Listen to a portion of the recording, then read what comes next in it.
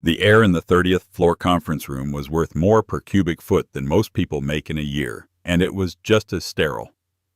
He pushed the papers across the mahogany expanse, his $50,000 Richard Mille watch catching the light. "Sign it, Catherine." His voice was bored, an order given to a servant. This was Marcus Thorne, a man who didn't request. He dictated. His lawyers, a row of identical gray suits from Skadden Arps, looked on. They saw a trophy wife about to be put out to pasture, but they didn't see her hand. It was steady. They didn't see her eyes. They were clear, and they certainly didn't see the smile that touched her lips as she picked up the pen. The room was a monument to corporate power. It wasn't just a meeting room, it was a stage meticulously designed by the interiors firm Meyer Davis to project invincibility. The table was a single 40-foot slab of polished black mahogany, reflecting the grim New York skyline like a dark mirror. The chairs were upholstered in supple hand-stitched leather. On the walls hung imposing abstract art, a Rothko, Klein pieces that weren't meant to be enjoyed but to be owned. Catherine Brown, soon to be Catherine Rostova again, a name she hadn't used in a decade, sat at one end. She felt impossibly small, but she had learned to project. Today she was not the trembling girl Marcus had discovered.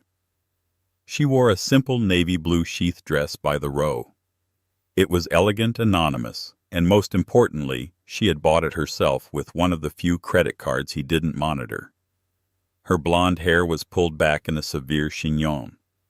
No jewelry save the thin gold watch her father had given her, the one Marcus had always tried to replace with a diamond-encrusted trinket from Cartier. At the other end, flanked by his legal team, sat Marcus Thorne. Marcus was a titan, or so the financial magazines called him. He was the founder of Thorne Capital, a private equity behemoth known for its ruthless vulture tactics. He'd buy distressed companies, strip them for parts, and sell the rest for scrap, all while delivering staggering returns to his investors. He was handsome in a cruel, angular way. His bespoke suit from Anderson & Shepherd fit him like a second skin. He exuded an aura of such profound arrogance that it seemed to lower the temperature of the room. His lead counsel, David Cobre, a senior partner at Wachtell, Lipton, Rosen & Katz, slid the final divorce settlement across the table. Cobre was the best a man who didn't argue law. He argued leverage. "Mrs. Thorne," Cobre began, his voice a smooth, expensive baritone, "we believe you'll find this equitable. It is, in fact, significantly more generous than the prenuptial agreement dictates." Catherine didn't look at him. Her eyes were fixed on Marcus. He was already checking his phone, bored with the proceedings. He'd already moved on. His new girlfriend, a 22-year-old model, was probably waiting in the lobby of his new penthouse. "Equitable," Catherine repeated, her voice soft. The word hung in the air. Cobre cleared his throat, sensing a snag. "A lump sum payment of $5 million. The apartment in Tribeca, and of course the confidentiality agreement is absolute and binding in perpetuity across all known and future universes." He almost smiled at his own legal flourish. $5 million. To anyone else, a fortune. To Marcus Thorne, it was what he found between his sofa cushions. Their primary estate in Greenwich was worth $80 million. The Hamptons beach house, $45 million. The art she was looking at, easily $100 million. His net worth was estimated at $12.4 billion. "He's offering me 0.04% of his wealth," Catherine said, still looking at Marcus.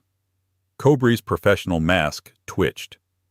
"Your contributions to the marriage, while appreciated, were not financial, Mrs. Thorne. The prenup is ironclad. This is a gift." Finally, Marcus looked up, his blue eyes as cold as the glass tower they sat in. "Sign it, Catherine. Don't be tedious. You were a researcher at Sotheby's when I met you. You were cataloging other people's lives. I gave you a life. Now I'm ungiving it. Take the money and go." There it was. The dismissal. The casual cruelty that had become her entire world. For 10 years she had been his lovely little ornament. He'd praised her beauty, Her grace at his endless galas at the Met or the Frick, her ability to speak 4 languages to charm his international investors. But he'd systematically dismissed her intellect. He'd forgotten she had a dual-degree Ph.D. in art history and forensic economics from Yale. He'd forgotten that to catalog art, you must first understand value. "It's a generous offer, Marcus," she said. Her voice was steady. Marcus leaned back triumphant. He gestured to the papers. "Then sign. I have a 1 p.m. at Per se." Catherine ignored the pen. "$5 million is fine." Cobre relaxed. The Skadden Arps lawyers relaxed. "But," she continued, "I want one other thing. A trinket. For sentimental value." Marcus sighed, annoyed. "What?" "The Cartier necklace. The diamond's fine. Tell my assistant to—" "No," Catherine said. She reached into her simple leather tote bag and pulled out a single sheet of paper folded neatly. It was not a document from her own small-time lawyer who sat pale and silent beside her. It was a document she had drafted. She slid it across the table. "I want that." Cobre snatched it up, his eyes scanning it. His brow furrowed in confusion. "This is an asset transfer document for a single asset LLC. Trident Holdings LLC. He looked at Marcus. "Is this one of your shell companies? The asset listed is a car." Marcus, who had been looking at his phone, froze. His head snapped up. The boredom was gone. The blood drained from his face, leaving only a dull, waxy pallor. "What did you say?" he whispered. Catherine met his gaze. The first trace of a smile appeared. "Trident Holdings. It's registered in the Cayman Islands. It has one asset, a 2017 Pagani Huayra Roadster, the bespoke one, the one you call the Trident. I want it." The first 5 years had been a blur of impossible luxury. Marcus Thorne didn't just woo Catherine Rostova. He acquired her. She was working provenance research at Sotheby's, an academic with a brilliant mind and a closet full of J. Crew. He was a force of nature, a client bidding on a Cézanne. He'd invited her to dinner to discuss the piece, and by dessert he was discussing her future. He'd swept her into a world of private jets, spontaneous trips to Lake Como, and front-row seats at Milan Fashion Week. He bought her a new wardrobe, taught her which designers to wear Loro Piana for daytime, Oscar de la Renta for evening, and which artist to name-drop. She was intelligent, a quick study. She became the perfect Thorne wife. But the guilt began to flake. Marcus wasn't a partner. He was a curator. He curated her friends, her schedule, her opinions, her Ph.D. in economics. Adorable, he'd called it. "But you don't need to worry your pretty little head about numbers anymore, darling. I have people for that." He isolated her. Her friends from academia faded away, intimidated by the armed guards at the Greenwich estate. Her family, humble and hard-working, were treated as novelties, then dismissed. She was alone, surrounded by staff in a 30,000-square-foot museum of a house. The cruelty at first was subtle. He'd correct her in front of his powerful friends. Catherine meant to say. He'd begin cutting her off. He'd undermine her charity work, changing her chosen foundation at the last minute to one of his own preference. Then came the infidelity. It was as casual and frequent as his stock trades. She'd find receipts from the bungalows at the Chateau Marmont, or a stray earring so cliché in the pocket of his tuxedo. When she first confronted him, he didn't even deny it. "Catherine, don't be provincial," he'd scoffed, adjusting his tie. "I am a man of significant appetites. It means nothing. It's just friction. You are my wife. That is a position, a title. Behave accordingly." She'd shattered. She'd spent weeks and a days weeping in a house so large no one could hear her. She considered leaving. She'd even met with a lawyer, a kind woman who had taken one look at the prenuptial agreement and blanched. "Catherine," the lawyer had said gently, "this was drafted by Wachtel. It's not a prenup, It's a declaration of unconditional surrender. He designed this to leave you with nothing. His assets are locked in a Byzantine network of offshore trusts and LLCs that are completely insulated from marital claims. The infidelity clause is actually reversed. It states that any emotional disturbance or public scandal caused by you would void your settlement. If you make a scene, you get zero. You get your clothes, and that's it. Catherine had returned to the Greenwich prison. She was trapped, defeated. The turning point didn't come with a bang. It came on a Tuesday. Marcus was supposedly in Hong Kong. Catherine was in the library trying to read when she heard a familiar laugh from the pool house, a high-pitched girlish giggle. She walked across the manicured lawn. The lights were on. Through the glass doors she saw him. Marcus, very much not in Hong Kong, was pouring champagne. With him was a young woman in a bikini. It was her cousin, Anya, the 19-year-old she'd paid to fly over from Europe to give her a taste of the good life, to help her with college applications. Catherine stood there frozen as Marcus kissed her. Not a peck, a deep, lingering, possessive kiss. He then saw Catherine through the glass. He didn't flinch. He didn't pull away. He held her cousin tighter, raised his glass in a toast, and smiled. It wasn't the betrayal that broke her. It was the disrespect, the sheer bottomless contempt. He hadn't just cheated. He had defiled the last simple good thing in her life, her family. Something inside Catherine didn't just break, it hardened. The weeping woman died on the lawn that night. The tears dried, replaced by a cold, clear, diamond-hard focus. He thought she was a pretty little idiot. He thought she was an ornament. He'd forgotten she was a researcher. He'd forgotten she had a PhD in spotting exactly where and how value is hidden. She turned around, walked back to the main house, went straight to his private study, the one she was forbidden to enter, and sat down at his desk. "All right, Marcus," she whispered to the empty room. "You have people for numbers. But so do I." Her war began. For the next 18 months, Catherine Brown lived a double life. To Marcus and his world, she was the perfect, placid wife. She was more beautiful, more serene, more attentive than ever. She planned his parties, charmed his investors, and acted for all the world like a woman who had accepted her gilded cage. Marcus, seeing her newfound compliance, grew bored and even more careless. He left his laptops open, his private server unattended. He saw her as furniture, and you don't hide things from a chair. But at night, when the 30,000-square-foot house fell silent, Catherine was at work. Her PhD in forensic economics wasn't just about art. It was about tracking dark money, understanding shell corporations, and finding the digital fingerprints on illicit transactions. She'd once tracked a stolen Caravaggio through 3 continents by following the whisper of data from Swiss bank accounts to Panamanian law firms. Marcus Thorne's corporate structure was a fortress, but he'd made one mistake. He assumed the fortress only needed to protect him from the outside. Catherine was already inside. She started in his study.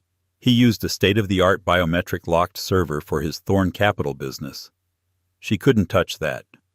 But for his personal empire, the web of assets hidden from the IRS, the SEC, and his wife, he used a separate private server, hidden behind a false panel in the library. He thought it was clever. It took her 3 weeks to get past the first firewall. She used social engineering. She watched him. His password, she reasoned, would be built on ego. She tried his birthday. No. His first billion-dollar deal. No. The name of his first company. No. Then she tried the serial number of his first ever car, a 1962 Ferrari 250 GTO he'd bought at a record-breaking auction. Access granted. The server opened up and Catherine fell down a rabbit hole of staggering corruption. It was worse than she could have imagined. Marcus wasn't just a ruthless vulture capitalist. He was a criminal. She found spreadsheets detailing a scheme she mentally dubbed Project Atlas. Marcus was colluding with a ring of international traders to artificially inflate and then short-sell pharmaceutical stocks. He was in essence pump and dumping life-saving drugs. He'd find a promising biotech company use his offshore entities to quietly buy a massive position fund, a fake research campaign to hype a new drug, and then at the peak dump the stock and simultaneously short it, releasing a second report that the drug trials had failed. He wasn't just making millions. He was destroying companies and, in the process, the hopes of sick people. He was gambling with lives. Catherine's hands shook, but not with fear, with rage. This went beyond her own humiliation. This was monstrous. She began to copy everything. She bought a series of untraceable encrypted solid-state drives.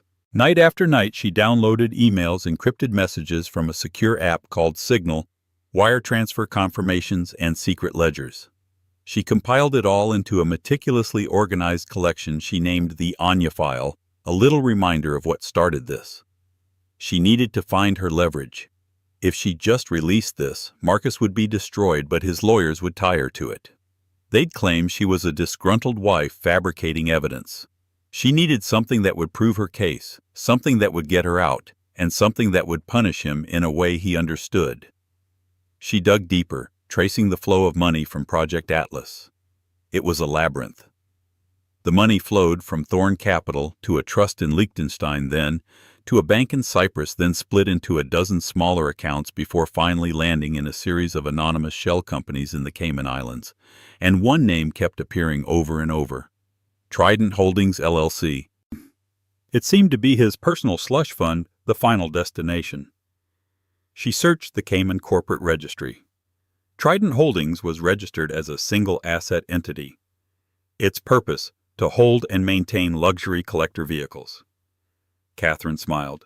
She knew exactly which vehicle. The Trident. It was his baby, a $4 million one-of-a-kind Pagani Huayra Roadster with a bespoke carbon fiber body and an interior stitched with platinum thread. He'd flown to Italy half a dozen times to oversee its creation. It wasn't just a car to him. It was a symbol of his virility, his power, his connoisseurship. He loved it more than any human being. She kept digging.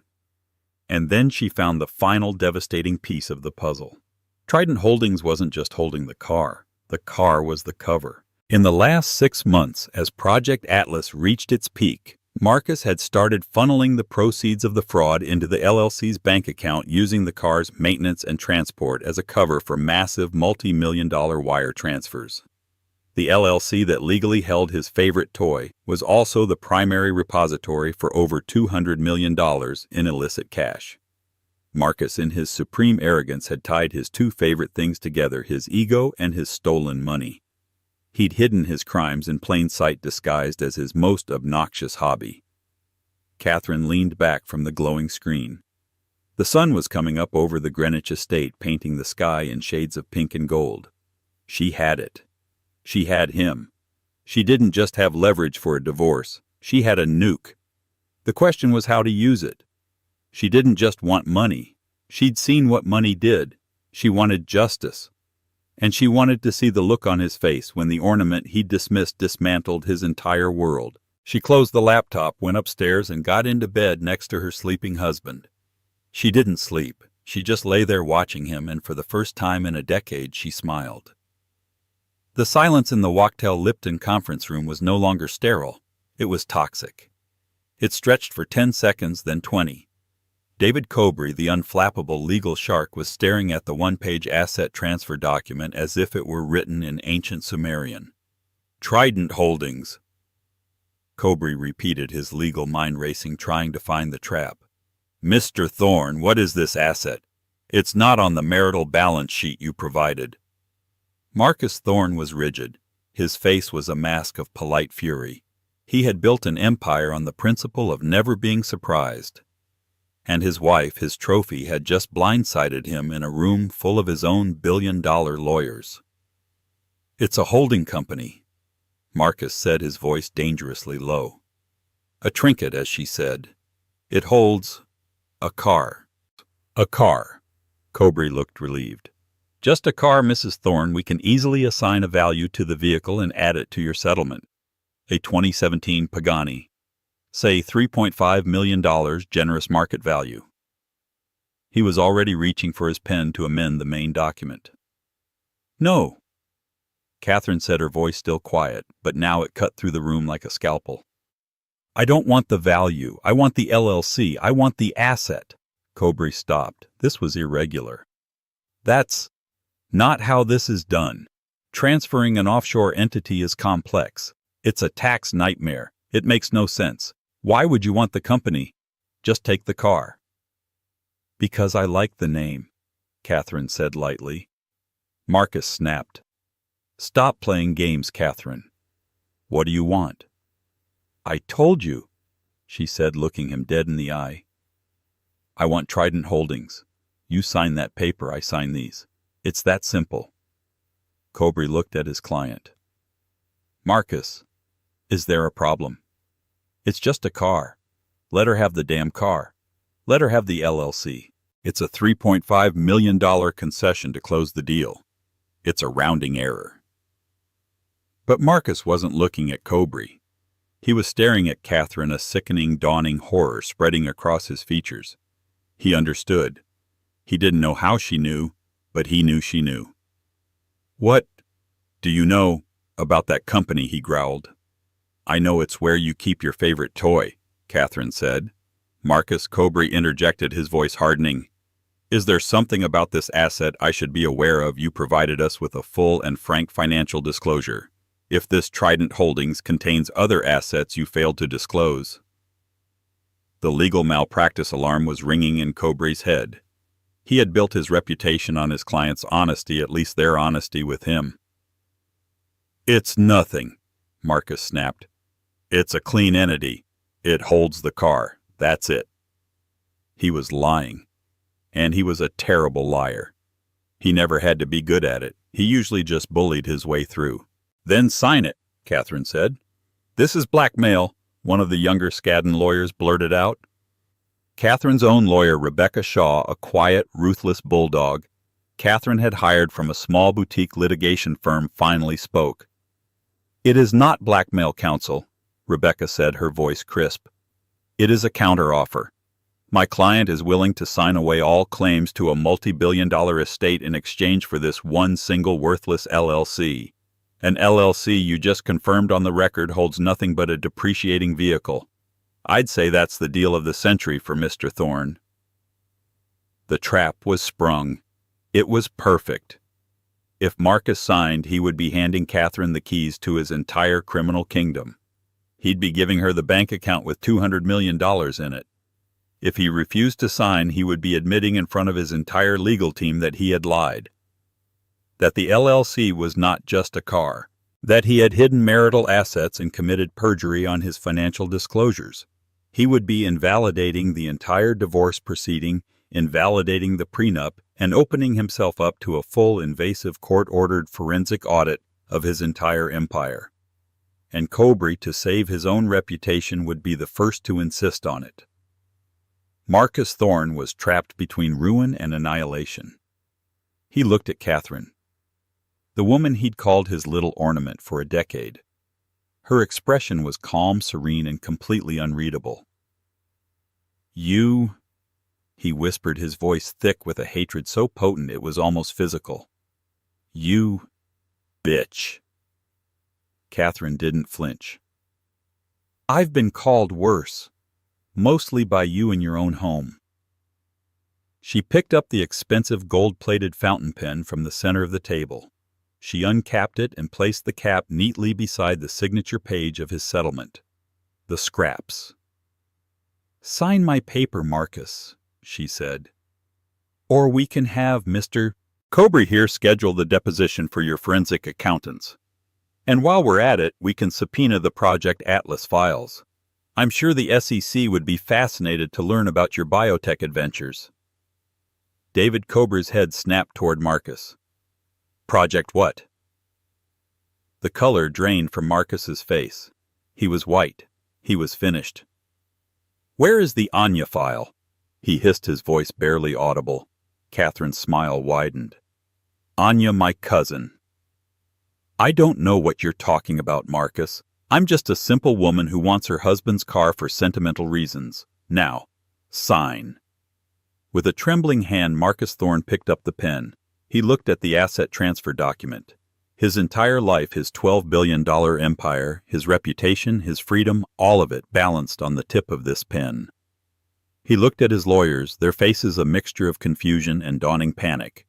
He looked at Catherine, her eyes as cold and brilliant as the diamonds he'd once draped her in. The click of the nib on the paper was the loudest sound Catherine had ever heard. He signed his name, Marcus A. Thorne. The signature was jagged angry, a wound on the page. He threw the pen down. It skittered across the mahogany and hit the floor.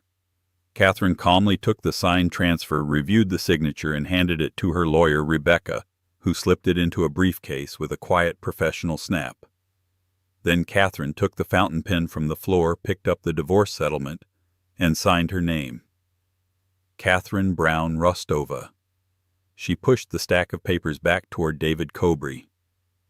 "It's been a pleasure, gentlemen," she said, standing up. Catherine adjusted the strap of her tote bag on her shoulder. She and Rebecca Shaw began walking toward the door. "Wait," Marcus said. His voice was hollow. Catherine paused her hand on the heavy brass door handle, but she did not turn around. "The file," he said. "The Anya file. Give it to me. Now." We had a deal. Catherine turned slowly. She regarded him not with hatred or even pity, but with a kind of detached curiosity, the way a scientist might regard a specimen in a jar. "What file, Marcus?" "The one with the wire transfers to Cyprus. The encrypted signal logs with your trading partners in Singapore. The spreadsheets detailing the Project Atlas pump and dump. The one with the audio file of you on the phone with Senator McRae, promising him a very healthy donation in exchange for him killing the FDA inquiry. That file." David Cobry looked like he was going to be physically ill. He was already backing away from Marcus as if from a plague carrier. "Marcus, what have you done?" Marcus ignored him, his eyes locked on Catherine. "Give it to me." "Oh, Marcus," Catherine said, and she laughed. It was not a happy sound. It was a sound of pure, unadulterated release. "You still think this is a negotiation. You still think you're in control." She stepped back toward the table. "You think this was about the money? You think I went through all of this? Just for $200 million, I lived in your house for 10 years, Marcus. I could have skimmed that much from the housekeeping budget if I'd had a mind to." She leaned down, placing her hands on the polished table, getting close to him. "This," she said, her voice dropping to a whisper, "was about justice. It was about the families who lost their savings because you shorted their company into oblivion. It was about the patients who died waiting for a drug that you destroyed for a payday. It was about me, the lovely little idiot you humiliated for a decade. And it was about my 19-year-old cousin whose life you tried to ruin just to spite me." "The file," he choked out. "The file—" Catherine stood up straight. "The Anya file was delivered by secure courier to 2 places 4 hours ago. The moment my lawyer confirmed your wire transfer for the initial $5 million settlement, the scraps was in escrow. The packages were sent." Marcus's eyes widened in sheer uncomprehending terror. "1 copy," Catherine continued, ticking a finger, "went to Stephanie Avakian at the SEC's Division of Enforcement. I believe she'll be very interested in Project Atlas. I even included a helpful flowchart." She ticked a second finger. "And the 2nd copy, the one with the really juicy bits about Senator McRae and the illegal campaign contributions. That one went to the U.S. Attorney's Office for the Southern District of New York. I'm not sure who's handling it, but the name Preet Bharara seems to stick in my mind. He has such a wonderful reputation for dealing with Wall Street corruption." Marcus Thorne stopped breathing. He was no longer a billionaire. He was a man in a cage, and the bars had just slammed shut. You... He couldn't form the words. What you just signed, Catherine said, gesturing to the paper in Rebecca's briefcase, wasn't a deal. It wasn't blackmail. It was a parting gift. You see, I knew the feds would eventually freeze all your assets. All of them. The houses, the art, the bank accounts, and that $200 million in the Trident LLC. That's evidence. It's gone. They'll seize it by morning. She smiled, that devastating smile returning in full force. But they're not a repo company. They don't care about the car. And since you so very kindly signed the LLC over to me, and I just filed the transfer of title with the Cayman Registry via my lawyer's encrypted portal, the Pagani is mine. The only thing of value you have left in the world that the feds won't get their hands on. She had done it. She had burned his entire corrupt empire to the ground. She had taken everything from him. His money, his freedom, his reputation. And in exchange, she'd left him with a $5 million divorce settlement, and she'd taken his favorite toy. You're ruined, Marcus, she said simply. You're just the last one to know. She turned and walked out of the conference room. Rebecca Shaw followed, closing the door softly behind them, leaving Marcus Thorne alone in his glass tower with his panicked $2,000 an hour lawyers listening to the distant approaching sound of sirens. The elevator ride down from the 30th floor was a vacuum. The silent wood-paneled box descended, and Catherine felt the pressure change not just in her ears, but in her very soul. The 30th floor conference room, with its toxic, pressurized silence of warring egos, had been a battlefield. This elevator was a decompression chamber. Beside her, Rebecca Shaw was completely still, her gaze fixed on the glowing descending numbers. Her face, which had been a mask of prosecutorial steel upstairs, was now pale, the adrenaline draining away, leaving only a profound, vibrating awe. The doors chimed softly, a polite, almost comical sound after the magnitude of what had just transpired. They opened onto the vast, cavernous lobby of the 51st Street Tower. It was a cathedral of gray-veined marble and towering, lifeless ficus trees. Men and women in expensive suits rushed past, their eyes glued to phones, their minds on trades and meetings, oblivious to the fact that one of their gods had just been struck from the sky. Catherine and Rebecca walked in unison, their heels clicking in a sharp, steady rhythm on the polished stone. They stopped near the revolving doors, a small island of stillness in the rushing current of high finance. "Well?" Rebecca said, her voice low. She adjusted the heavy leather briefcase that contained the single most expensive piece of paper in New York City. "That was..." She searched for the word. "Biblical. I've seen hostile takeovers. I've seen corporate raids. What you just did, Ms. Rostova, that was a regime change. You were essential, Rebecca. You never flinched," Catherine said, turning to her. Rebecca gave a short, sharp nod. The professionalism was back, a shield slamming into place. "As of this moment, our attorney-client privilege is a fortress. But I'm going to my office.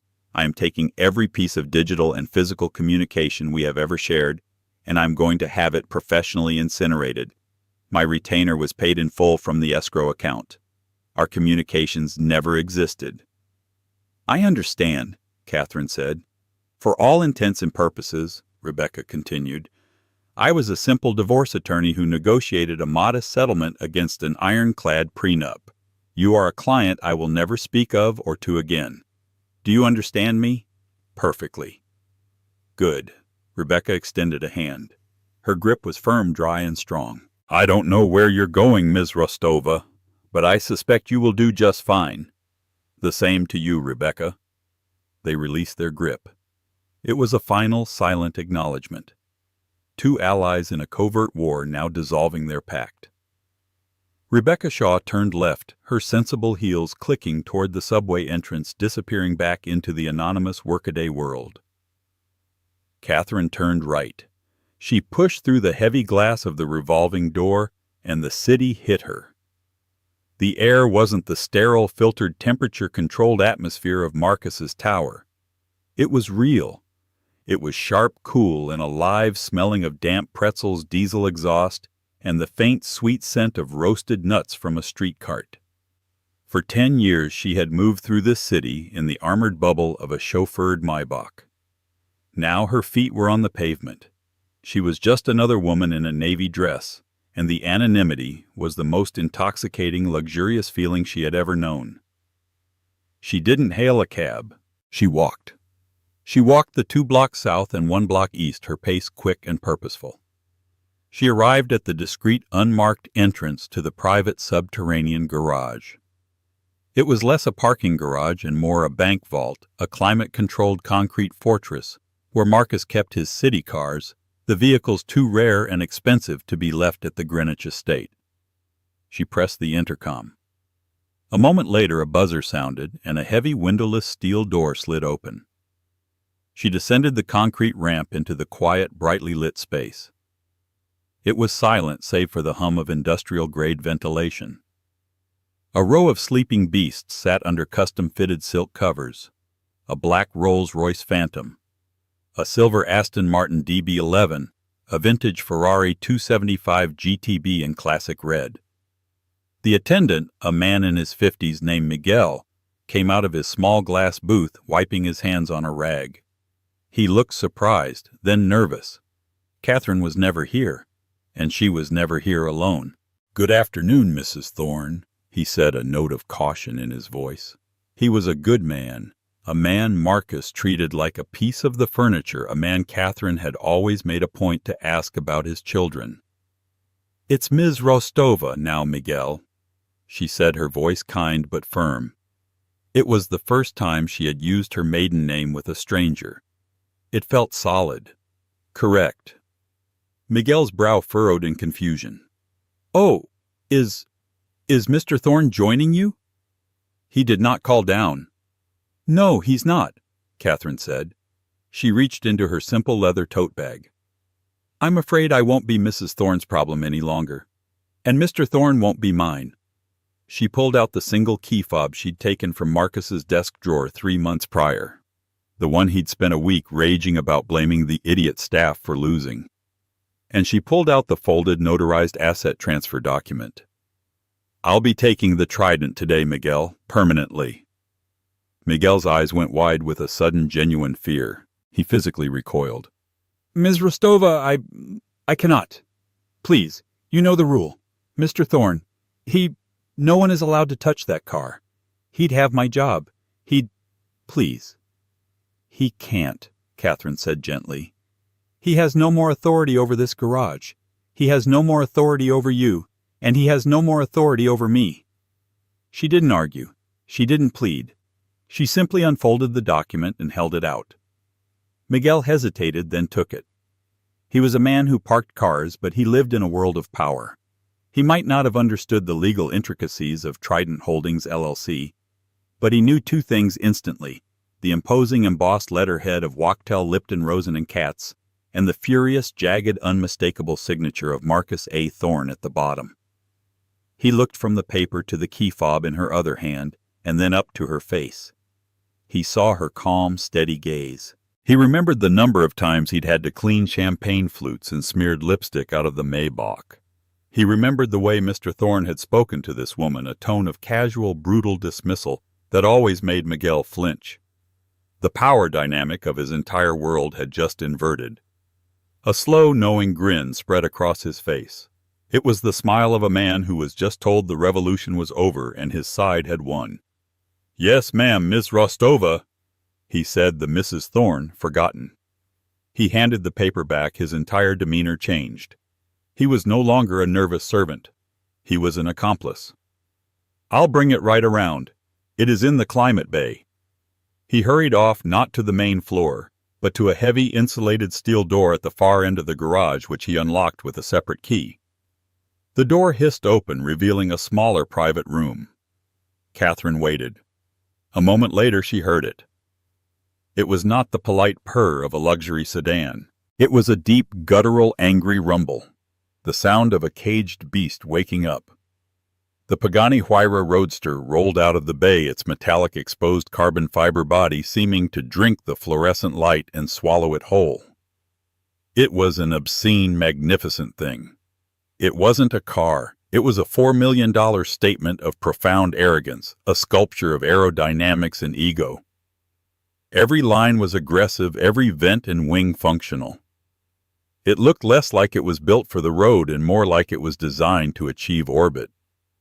It idled in front of her, the Mercedes-AMG V12 engine snarling the quad exhaust, sounding a low menacing baritone that vibrated in Catherine's chest. Miguel got out and walked over to her, his eyes shining. She's got a full tank, Miss Rostova. Mr. Thorne always kept her ready. He liked to look at it. He walked to the passenger side and opened the dramatic butterfly door which rose up like a broken wing. He then walked around and opened the driver's side for her. "Thank you, Miguel," she said. She slid into the driver's seat. The cockpit was a cocoon of brushed aluminum, exposed carbon, and leather stitched with platinum thread. It was absurd.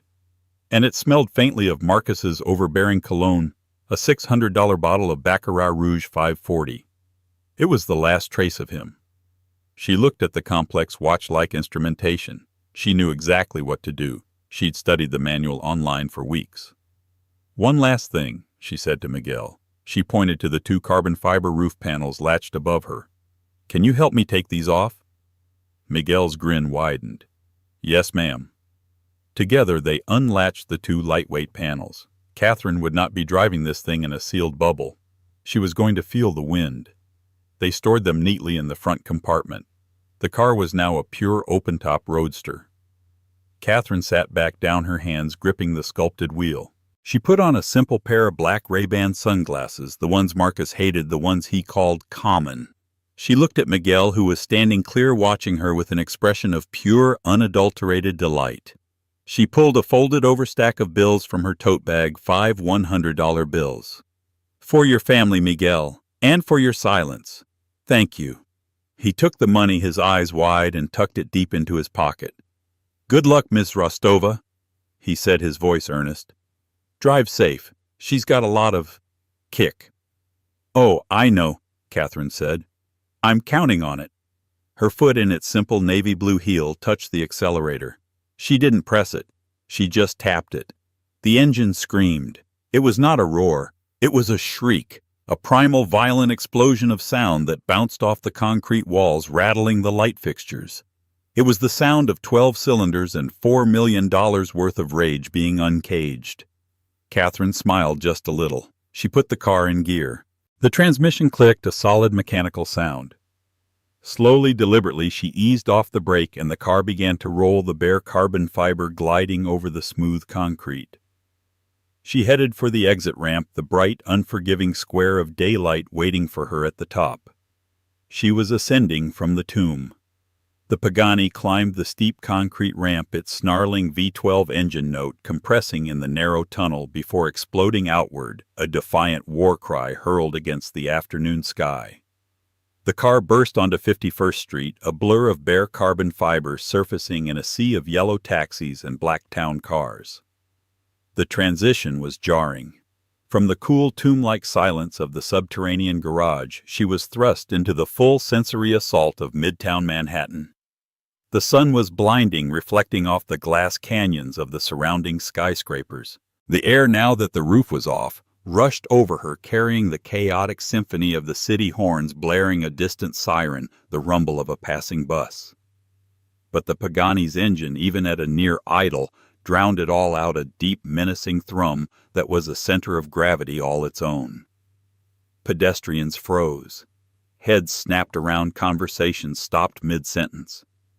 People on the sidewalk fumbled for their phones, their faces a mixture of awe and disbelief, trying to capture the $1-million spaceship that had just materialized in their world. Catherine didn't floor it. She didn't squeal the tires.